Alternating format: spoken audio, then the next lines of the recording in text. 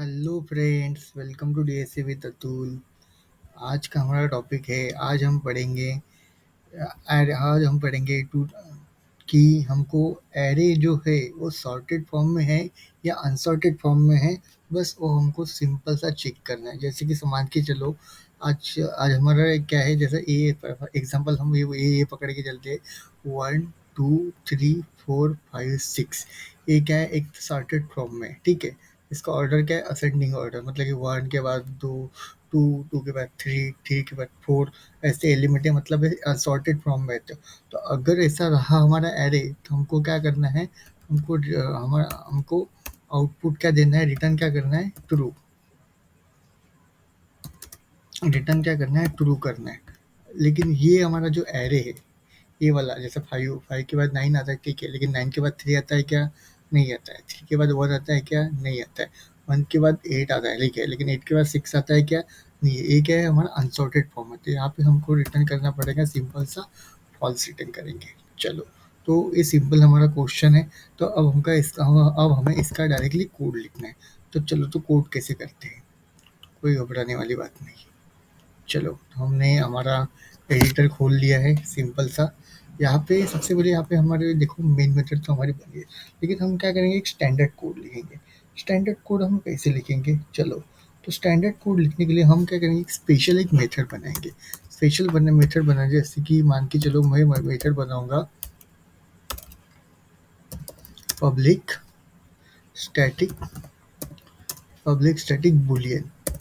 अब बुलियन ही क्यों, return type Boolean ही क्यों लिया मैंने, क्योंकि अ, क्योंकि हमको क्या करना है, रिटर्न ट्रू या फॉल्स करना है। क्योंकि अगर हमारा एरे अगर सॉर्टेड रहा, तो हम क्या करेंगे, तो रिटर्न ट्रू कर देंगे। अगर नहीं रहा, तो हम फॉल्स कर देंगे। बस इतना ही तो हमको करना है।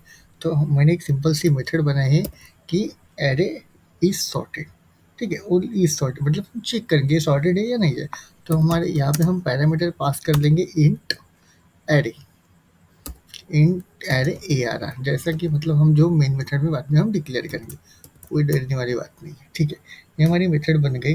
तो यहाँ पे हमको क्या करना है, एक सिंपल सा फॉर लूप लगाना है। चलो, तो सबसे पहले ये तो हमारी मैंने एक मेथड बना ली।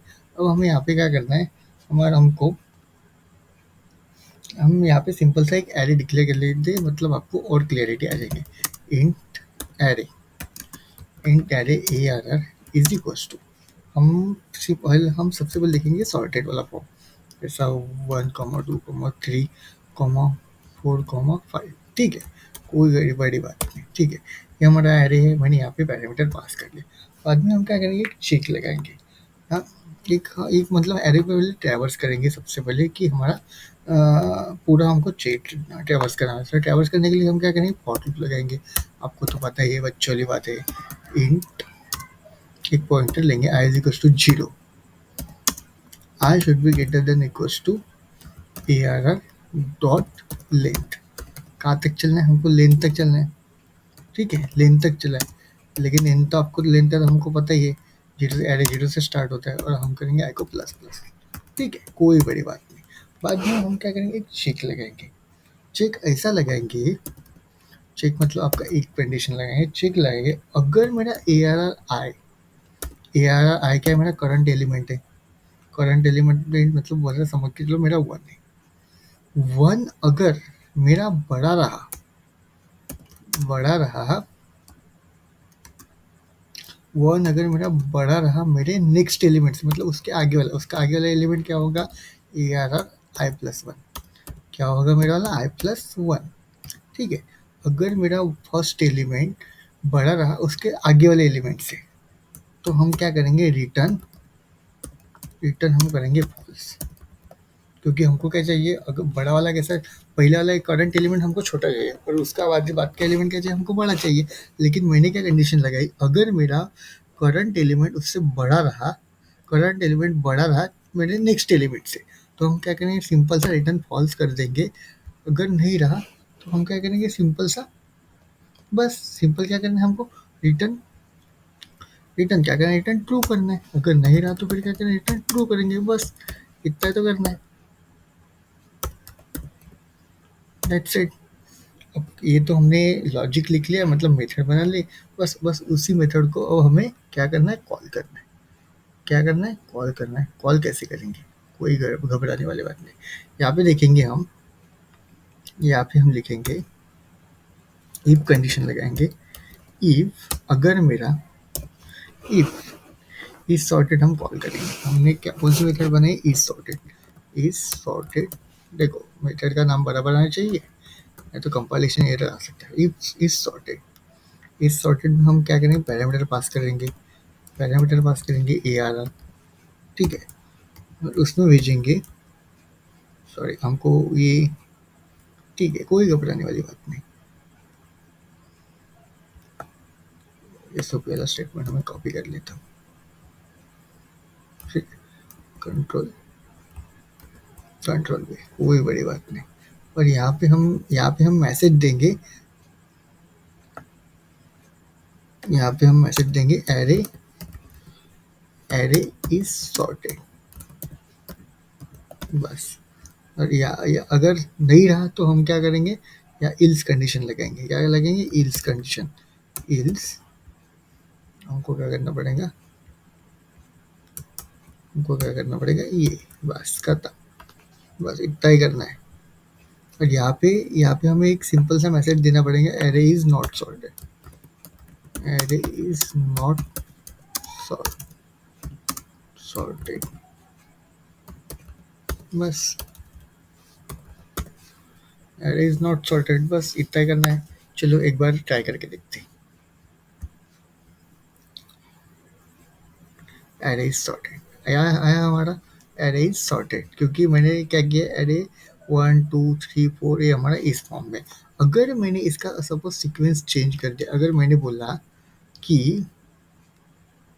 3 इधर, पहले 3 आ, पहले 4 आ जाए, फिर बाद में हम 3 लिखेंगे, बाद में हम लिखेंगे 3। तो अब हम चेक करेंगे, तो आ गया एरे इज नॉट सॉर्टेड, बस इतना ही तो करना है।